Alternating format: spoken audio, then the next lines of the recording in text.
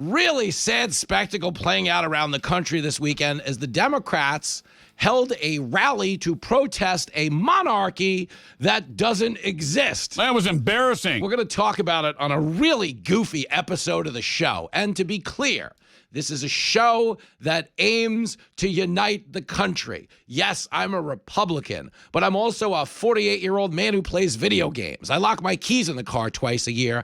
I don't want to be in charge of anything but the next few hours of your life. So 888-788-9910 if you want to be a part of the conversation, a conversation that is open to you regardless of your ideology or sexual orientation. Be a Republican, be a Democrat. Just don't be a...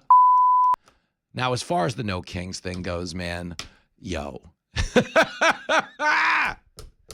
I don't want to dismiss these people because if you saw how old they looked, a lot of them were alive the last time we had a king. There were people in their late hundreds. I was like, man, if I could have interviewed them, because people were like, what are you protesting? Why are you mad? I would love to have been like, hey, what was it like when they invented the cotton gin?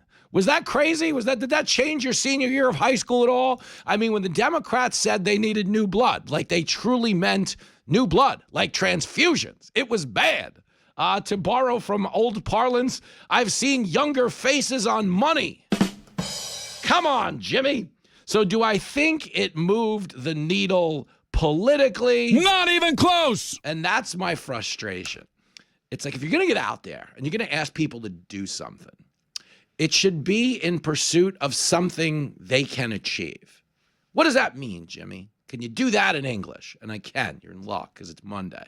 By Wednesday, I'm usually glitched out and I can't really communicate clearly anymore. But Monday, I'm usually a pretty sharp guy. So hear me out. Okay, a No Kings rally, which was organized and it was a paid turnout operation. They had a lot of left-wing funding groups behind it. They sold a lot of merch to a bunch of old childless people in their 70s and 80s.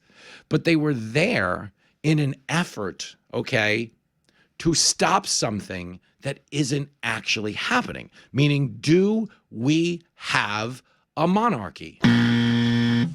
Is that on the table? Like, is Trump saying, I'm going to scrap elections from now on, we're having a monarchy? So the moral of the story is, really, if you were going to learn one thing from No Kings, it's have kids. If you can, get married and have kids. If you can't have kids and you're lucky enough to adopt kids, okay? Because these kids you give birth to, these kids you adopt, okay, could ultimately have grandkids, which might ultimately give you something to do on the weekends, like go to football games and soccer games and Little League games and dance recitals and all the fun, fabulous things grandkids give you to do. And if you have that on your calendar, you won't wind up wasting your 70s and 80s protesting a monarchy that doesn't actually exist. He's a lousy dad, but he's right. And again, so if you went and you're like, no, we rhymed, we were dancing with the people that showed up in the furry costumes. They're crazy. We all saw the theatrics. I saw what went on. I saw the singing and the dancing and everything in between. Okay, so if you did all of that and you were surrounded by 500,000 other sad people who were, derelict in their duty to look after their cats for an afternoon. What do you wake up this morning thinking changed in America? Because you didn't go there to stop a piece of legislation from passing. You didn't go there because there's an election to vote in tomorrow and this was like a get out the vote operation. You went there for no other reason than because you got duped into thinking you're on the right side of history and that you're somehow protecting democracy by making the effort to block the agenda of a guy that was just duly elected by the overwhelming majority of Americans. The point is, if there was anybody there trying to deny democracy, it was not Trump. It was the people at these rallies. Bingo. But to take it a step further, and this is where the comedy comes in for me personally, we don't have a monarchy. We stopped having one when we wrote the Declaration of Independence. We haven't had one since. How many kings do you know that ran for office, won, ran for office, lost, got indicted 91 times, shot in the ear, then ran for office again and won, and then installed themselves as king? The answer is none. It's not a king. It's a pretend, stupid thing. And what happened to the Democrat Party, and this doesn't mean people who vote Democrat are bad. If you're watching this right now, you're looking at my fat face, you're not my enemy. I am not coming after you. That's not what this is. It's not that kind of show, and this shouldn't be that kind of country. We've disagreed our whole lives. Politicians used to settle their disagreements with duels where they'd shoot each other, and the winner lived, and the loser voted Democrat in the next 17 elections somehow. I'm not even sure how. But the point is, stick with me. Okay, because we shouldn't be enemies. We are teammates, regardless of our political differences. We're all getting dressed in the same American locker room. Literally the same locker room, because the Democrats let men into the ladies' rooms now. I know, it's a whole to-do. It's a whole to-do. But I'm not trying to bag on you. What I am trying to say, though, okay, is that when you devote all of your energy to protesting a pretend thing, it does become mockable to objective people who are just like, what is this? Okay, you had a no kings protest. We don't have a king. That would be like, imagine I organized a protest, no dates with Cindy Crawford. Come on, everybody, get to the quad. We're going on no dates with Cindy Crawford. We're not going to live it in America where Cindy Crawford makes me, Jimmy Fallon, go on a date with her. Except, is that an actual option for me? The answer would be no. No, Cindy Crawford's not asking me out. Donald Trump's not asking to be a king. Is he tweeting memes of himself flying a fighter jet in a king's crown, pooping on the protesters? Yes, he is. What the hell is the world coming to? Okay, so that is a real thing. I don't doubt that. And Trump is insane, and nobody's having a better time than him. And he has recognized the value of satire and jokes and having a big cultural presence online, because that comedy that makes light of the other side's position is a lot more appealing than what the Democrats do, which is lie about something the Republicans said or make up an ambition for what the Republicans are doing and then demand the rest of the country conform to your stupid rules of engagement. Like, no kings is based on their claim that he wants to become a king. Has Donald Trump ever said that he wants to become a king? No. Is Donald Trump making any legislative moves that would even remotely resemble what a king does? No. So they made this up just so they could be like, come on, everybody, we got to stop this thing. That isn't happening. And that's how this works. When they manipulate language, and Trump said, hey, if you guys elect me, I'm going to protect the automobile manufacturing industry. Right now, the manufacturers want to move a lot of the labor to Mexico and Canada. If you elect me, I'm going to fight to protect your jobs. But if I lose this election, forget it. It's going to be a bloodbath. All the jobs are going to be gone. Okay, the Democrats took that and turned it into, Trump said, if I don't get elected, there's going to be a bloodbath. People in the streets are going to die. Democrats are so full of crap. But that manipulated context of what Trump said in the old version of politics was usually effective. They'd be able to run on that. They'd go, Trump said, vote for me or everybody's going to die. How do you support a guy like that? We can't have a guy like that in power who wants to literally kill his enemies. He said the streets will be filled with blood, except he didn't actually say that. That's the point.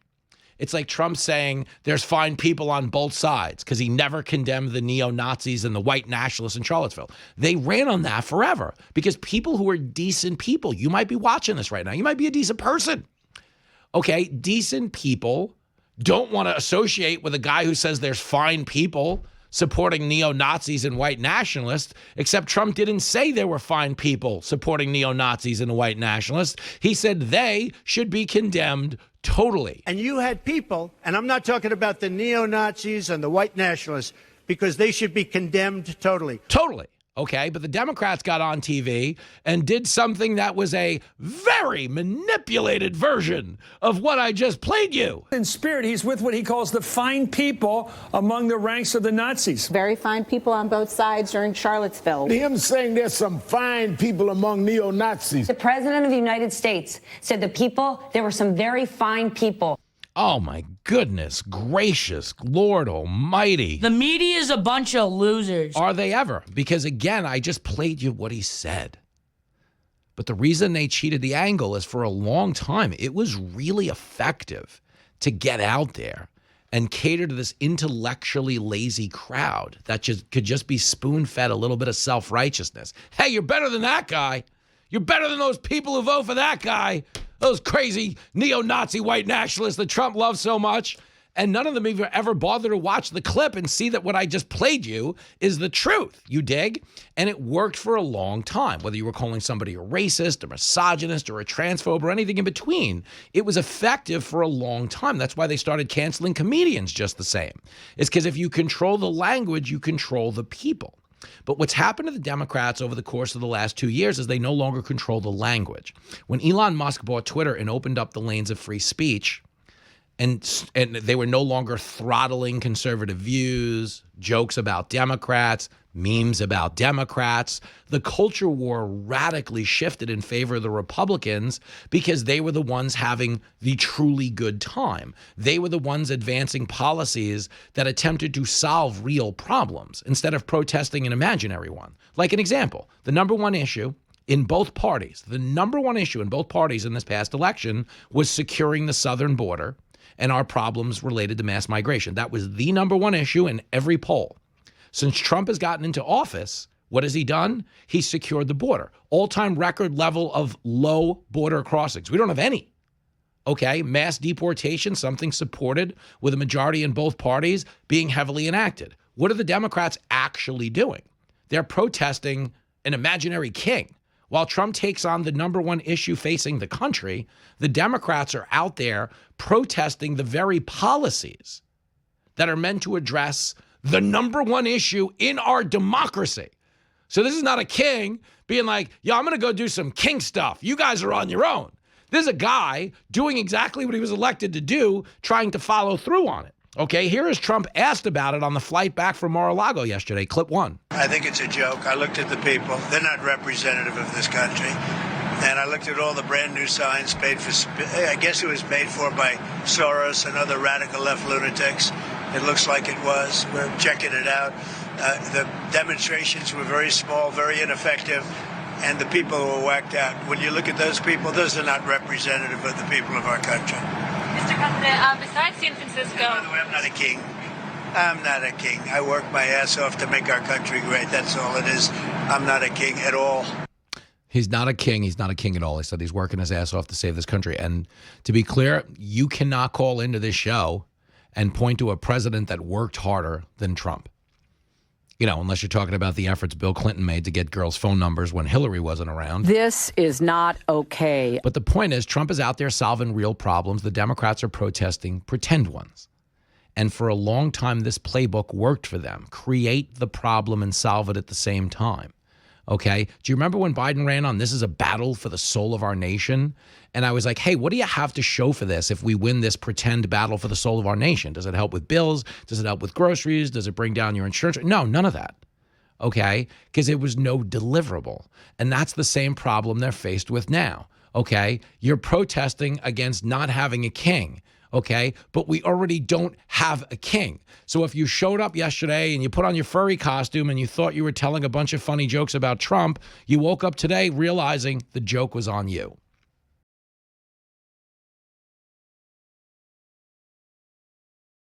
It is Fox Across America with Jimmy Fallon. If you want tickets to a live taping of Fox News Saturday Night with Jimmy Fallon, I'm supposed to remind you that those tickets are available at foxacrossamerica.com. foxacrossamerica.com. You can sign up to be in the studio audience. You can come see me do what I do best, which is drink in the green room. I'm kidding. Stop it. We do that show sober, but you couldn't tell from watching this weekend. Joining us now, though, to make sure everything is back up to snuff. They sent her in here as like a secret shopper. Like she's obviously an esteemed guest, but she has the look on her face of quality control person undercover. I am talking about the great Deborah Leah. Hey, girl. Hey, girl. How about it? It's actually Mossad. Or, if you want to be the secret shopper, I'll take it. Flight marshal, what's it called? Air marshal? Yeah, That's me. She's like, if you guys want to hang out after the show, I'll hit you up on your beeper. I'm like, hey, wait a minute. That Make sure it's on your good. waistband. Deborah Mossad Leah in the house, excited. You missed Andrew Cuomo. He was on America's Newsroom this morning. That was purposeful. So give me this, because we have Curtis Sliwa coming up later in the show. I will let him respond to some of what Cuomo said. I don't think people analyzing this race have any understanding of Curtis Sliwa or his followers. And what I mean by that, guys, is everybody has this knee-jerk reaction that, like, Sliwa's the spoiler, and if he gets out, Cuomo can get Mamdani. But you know the Sliwa story, and you know the relationship between him and Cuomo. Is there any world where people who have been listening to Sliwa bash Cuomo for the last 30 years are going to be like, no, we're Cuomo people now? There's no world, even a step further, there's no world in which conservative Republicans, myself included here, are going to switch for somebody like Cuomo. I lived under Cuomo. We saw what his chance was. It was awful. It was horrible. There was a reason hundreds of thousands of families had to flee during COVID. And everybody's making this argument like, well, if Sliwa just drops out, then Cuomo has a chance. He's still so far behind. If you took all of Curtis's voters and gave it to Cuomo, he still would have no chance with Mamdani. And it's just a lie. And also, beating Mamdani is not enough of a reason, which he can't. It's not enough of a reason to vote for somebody. He's not running on his record. He's running from it because he knows he has a failed record. And that's why he didn't win the Democratic primary. Sliwa and Mamdani both fairly won this election. So telling them in the primaries, so telling them to drop out, that is anti-democratic if we want to talk about saving democracy in darkness. Oh, how about it? She's fired up. She's about to have a no queens protest or something. I don't know. Well, unless it's for me, I'd like to be the queen. Hey, girl. Well, you're too young for a no kings protest. You're about, I mean, I'm 48. I'm too young for a no kings protest. Have you ever seen a larger collection of, I mean, that was something. You also have a child, and I think everybody there was childless. There was a little bit of that going on. A lot about A lot of that. cats left unattended this Saturday. Listen, Curtis Sliwa was taking care of them. Yeah, he loves the cats. Curtis Sliwa has a policy to clean up New York City's rat problem by letting the stray cats go. That was my idea. Really? I grew up in Manhattan, born and raised here. We used to always have stray cats, and we never had this bad of a rat problem. And over the years, the cat colonies weren't monitored, very cold winters. They've all died. We've seen the rat population explode. As Mayor Adams said, the rats don't run the city. Well, they actually do. They're mutating. They're pizza rats. I think that would be the best solution. And I love cats, so I would love to see a stray cat on the streets. Amen. But it's the kind of policy at a debate or that comes up that people think is like out to lunch, you know, because of all the other things going on. But here, let me give you this. Yeah. Cats fighting rats is more structurally sound than socialism. You know what I mean? I agree. Cats fighting rats have killed a lot of rats. Hasn't killed any people. Socialism has killed a lot of people around the world. A lot of people. It's ruined a lot of great countries and great cities. But I'll take it a step further. I think that the New York City rats are much more reliable than New York City voters because this election is shaping up to be crazy, honestly. I don't think anybody can predict which way it's going. The betting markets are saying one thing, 90% Cuomo. They're not even including Sliwa, but his numbers went up. I think he's at 20% now. Ooh. We just need to be honest here. Nobody on Twitter is being honest. No, well, that's not really what it's there for. They need engagement. Twitter runs on engagement. The more people look at your post, the more money you make from Twitter. That ultimately becomes the compass for most people when they decide what they're going to tweet. You know what I mean? Which is unfortunate, Deborah Leah. But give me this. Yes. Okay, since we do have Sliwa coming on. Cuomo was on America's Newsroom and said that he's not a serious candidate. He's like a radio shock jock. But is Cuomo secretly just auditioning for his own job in media here?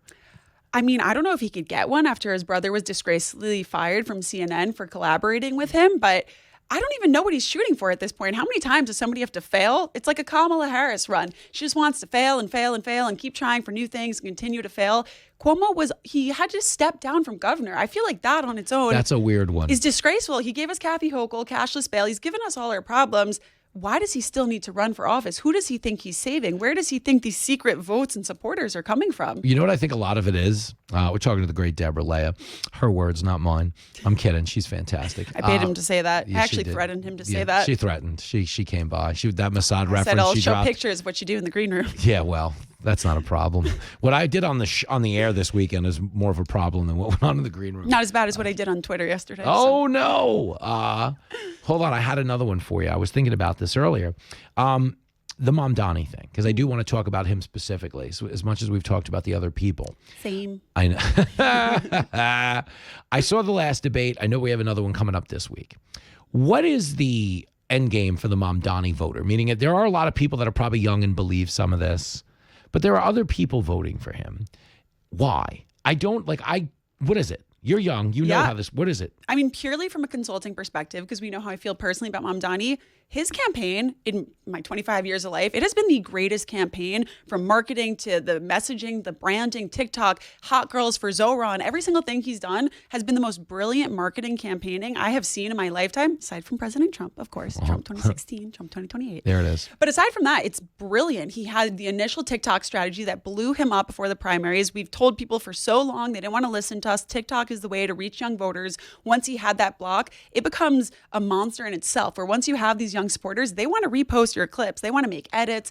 And it's just became a monster of a campaign. The 80s branding with like the Zoran logo, the Hot Women for Zoran shirts, speaking to young people. He's run a brilliant campaign, and nobody else's campaign has even come close. What campaign has Cuomo run? He didn't run anything. Adams ran no campaign. Yeah. Sliwa's really, I think, now coming in hard. He just didn't have really the chance and the backing behind him in the beginning, but he's run a brilliant campaign. But I think him winning would have a lot of hidden things that would benefit New York City and benefit the electorate and just voters in America. You mean Mamdani? Mamdani. So you're saying Mamdani wins. What are the benefits? Give it to me. I think every single thing that he has promised on his campaign trail, he has absolutely no power to deliver. It's not a thing. I know. Yeah. Raising taxes on white neighborhoods, Yeah. free buses, everything that he wants to do. He has no power firing the police. So when he gets into office, I think he will have to, because he's going to win. When he gets into office, he's going to have to answer to his entire electorate and all of his constituents who rallied for him, all these promises, making my life more affordable. He's going to have to answer to them why he can't do any of those things and why he's just a dud. And hopefully, I think what we need to do now is focus on the assembly and city council to try and stop any of his policies, but he really won't have a lot of power, and he's going to make this about fighting Trump, and New Yorkers are going to say, why aren't you focused on us? Why are you so obsessed with the president? Yeah. Focus on us. But I don't know. I mean, I'll be honest, New Yorkers like the idea of fighting Trump. Like Letitia James ran for office on I'll fight Trump. Yeah. You can get away with it. That's the thing. Like, he can get elected and suck and just be like, well, it would be good, but the Republicans.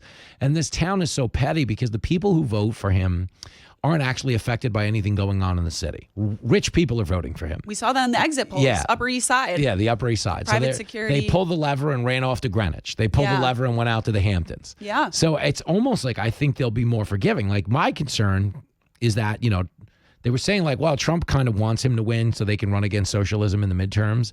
But I don't know how much damage he can actually do because, as you were saying earlier, he can't really implement this stuff on his own. No. So the fact that he's just the mayor, and we're heading into the midterms, which essentially start the second these off-year elections end. So let's say he gets elected the first week in November, which is the case.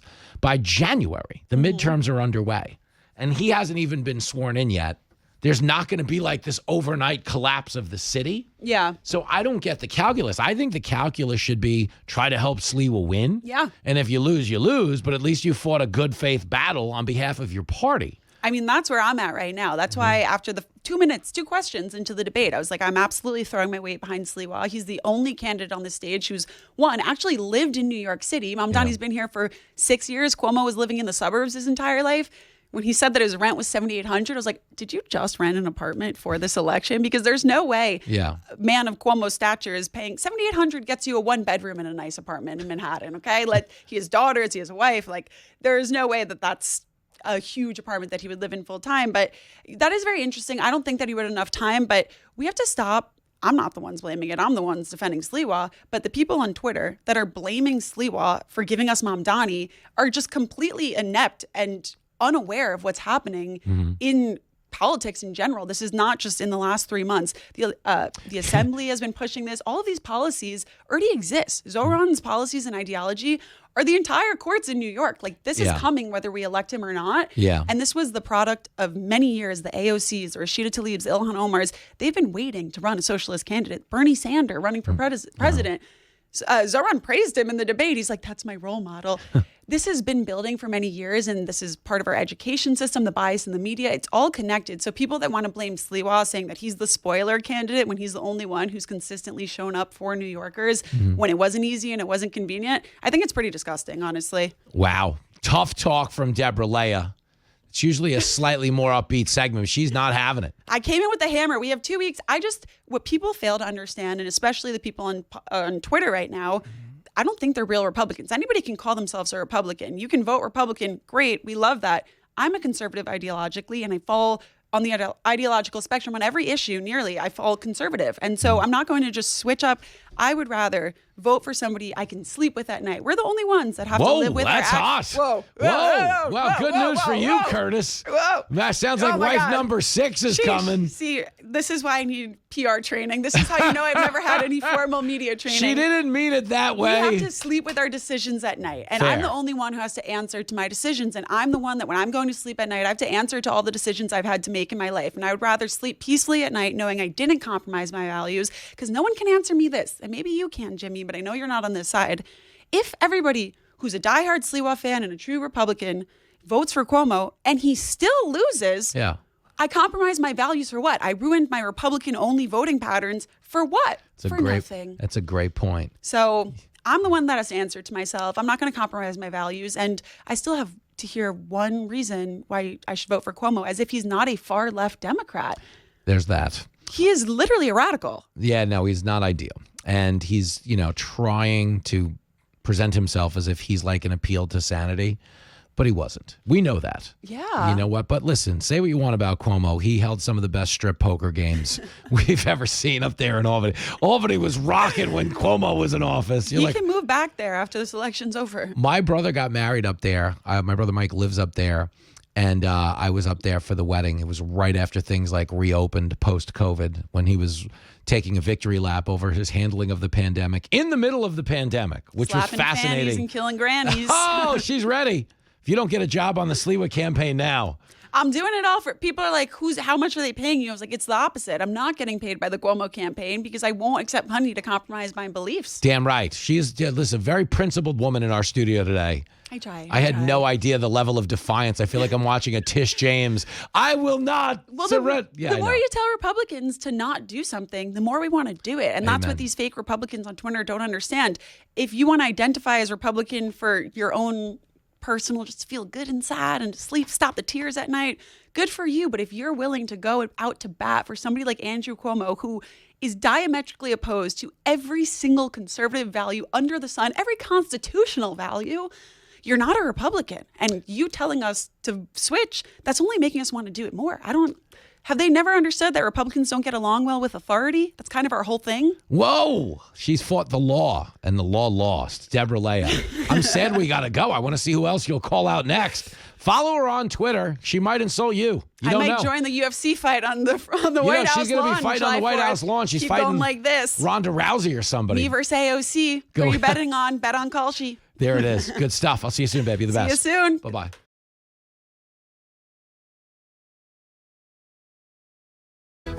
It is Fox Across America with Jimmy Fallon. I am not in the New York City mayor's race. And my next guest wouldn't be either if Andrew Cuomo and a lot of rich people had their way. But joining us now for the latest round of Hell No, We Won't Go, New York City mayoral candidate, fan favorite, Curtis Sliwa, back on the show, and the crowd goes wild. Hey, man. Thank you, Jimmy. You could be running on the TLC line. Why not? Get it? A cab driver running for mayor. Well, listen, okay, for as much as we like to make fun of my credentials as a former New York City cab driver, and not the cab driver when Curtis got shot by the Gottis and the Gambinos. Like, I supported the Gottis and the Gambinos. I'm kidding. But I wasn't there. I'm kidding, Curtis. You were not alone. You were not alone. Oh, man. Well, you had a debate, and I see Cuomo making the rounds. He was on our air earlier today saying you need to drop out. This is the question I want to ask you. You have been dunking on the Cuomo family for 40 years. Yep. Do they not understand your supporters? Is like you telling your people to go vote for the Cuomos would be like if the Yankees were like, you know what, you guys got to root for the Red Sox now. Yes, yes. They're not going to do it. No. They would rather impale themselves as I would. Remember that scene, Mel Gibson in Braveheart at the end, when the impaler is put into his stomach the knife and is prepared to impale him. Imagine at that point you would say, well, we'll stop now if you drop out and endorse Andrew Cuomo. I would say, impale me. Freedom! Exactly. That's what you're getting out of Curtis Sliwa. They want him to drop out, and he's like, freedom! I love it. Exactly. Why not? And by the way, when I was my history teacher in elementary school, public school, 114 in Canarsie, told me, one person, one vote. I never heard the caveat. But not if the billionaires tell you differently, or not if we get everybody to drop out. I don't know. I guess I missed that part of history. I love that. And like, what do you say? Because there are Republicans who I just think are short-sighted here because they don't understand the issue with portability and that your voters are not, they're not here to vote for Cuomo. They're certainly not here to vote for Mamdani. No. And in fact, remember at that moment in the debate, and remember I crushed the both of them. You had a great debate. Because there was Mamdani. He was locked in. Every answer was affordability. Mr. Mamdani, what about the parks? Affordability. He was like the robots in Daft Punk, remember? He's got the mask that on. MTV group. And then Andrew Cuomo, could he have looked any older and angrier and meaner, and he seemed disoriented? So I crushed both of them. I got another debate to go. And my profile has zoomed up because I'm taking on all comers. I will not retreat. I will not surrender on Republican principles, law and order. Look, the two best persons who have served our state and city are backing me up. Rudy Giuliani, greatest mayor in our lifetime, and George Pataki, greatest governor in our lifetime. So with support like that, why should I back down? Amen. Curtis Lewa is in studio. Is there a part of you that if this race comes and goes, Mamdani wins and Cuomo didn't win, and they try to attribute that loss to you, you are steadfast in your belief you had nothing to do with this. If anything, Cuomo didn't win because he was an inferior candidate? Well, look, he lost the primary. He was 40 points ahead. Yeah. And then all of a sudden, here came Zoran Mamdani, who beat him by 13 points. Look, Zoran Mamdani is a creation of the Democratic Party. They've allowed the socialists to come in and steal their party, and they haven't fought for it. So now they're looking for excuses why Zoran Mamdani might get elected the next mayor. So they're all going to blame me. Guess what? If that were to happen, Jimmy, you know Cuomo's going to be in Florida. He told his billionaire supporters in the Hamptons, remember? He said, hey, I'll be joining you in Florida. Wow, that's real leadership. I stay, I fight for what I know is right. Improve, don't move. If by chance Zoran wins, I'll become his worst nightmare. And you know how I can be a nightmare, Jimmy. You don't have enough Advil. You don't have enough ibuprofen to deal with me. So there's no midnight cowboy ending of this where you and Ratso Rizzo wind up on a bus moving to Florida. You're here. Why did you have to use that image? I'm thinking of that image in the theater. Yeah, well, it doesn't end good, okay? But there are worse scenes in Midnight Cowboy I could have put you in, to be clear. That's true. That's fair. True. You spared me. And to be clear, Joe Bach, the great John Voight, I don't doubt would be a huge fan of your politics and you. And I've met him, and I know he watches Fox, and he's tight with Trump just the same. Have you gotten any more outreach from the White House? None whatsoever, other than the president, again, talking about my cats. And I had to point out, respectfully to the president with Maria Bartiromo this morning on the Fox Business Channel, that one of the greatest Republican presidents of all time, Teddy Roosevelt, had 40 animals at the White House. Were any of them alive, though? Yes. Because I know he dogs, cats, horses, sheep, goats. Is that true? 40 animals. Look it up. That's crazy. I didn't know Wikipedia. That. I just would assume they were all taxidermied. And, by the way, Lara Trump, his great daughter-in-law, is a fabulous member of a group that's called Dog Rescue Ranch out down there in Florida. She's rescued so many dogs and then adopted them out. Yeah. So I know Donald Trump has not really been pet-friendly. He never grew up that way, other than Springfield, Ohio. Yeah, remember? He was looking out for the we're pets. saving the dogs. We're saving the cats. Well, that's what I've been doing my whole life with my wife, Nancy. Pro-animal. Okay. And remember, I'm on an independent line, first ever in electoral history. Protect animals, no-kill shelters, animal abusers like Michael Vick. Those types go to jail. Amen. I can get behind that, Curtis Lee. Well, I think, in all honesty... Why are you wearing a Michael Vick jersey here? Stop it right now. Right, Atlanta Falcons. That's funny. I noticed to be honest with you, these days, you'd get more respect on the streets in a Michael Vick jersey than a Jets or Giants jersey. That's true. The way the season's going, I'm actually about to bring back my OJ jersey. Oh, now wait a second. I'm going to walk around in a throwback OJ jersey. We're talking to Curtis Lee. He's got a big debate this Wednesday night. It's you, Mamdani, and, of course, Cuomo back on the stage. I watched this past week, okay, and could see Thursday night that you're invested in this fight. You're right to say that when you watch Cuomo, you get the feeling that he's angling for, it's like a no-show construction job. Yeah. You know that the Sopranos guys would get paid to sit in a lawn chair, but they didn't actually have to pick up a shovel? Is that kind of how he's running? He's been 10 days off the campaign trail. Yeah. I treat the campaign like a mosh pit. I'm out there with the people, the subways, the streets, festivals. This is the time you really have to turbocharge it. All he spends every working day is, Curtis Sliwa has to drop out or I have no chance of winning. Wow, if I was supporting Cuomo, does that make me feel good that I'm dependent on this campaign? Curtis Sliwa, who they've already tried to bribe with $10 million.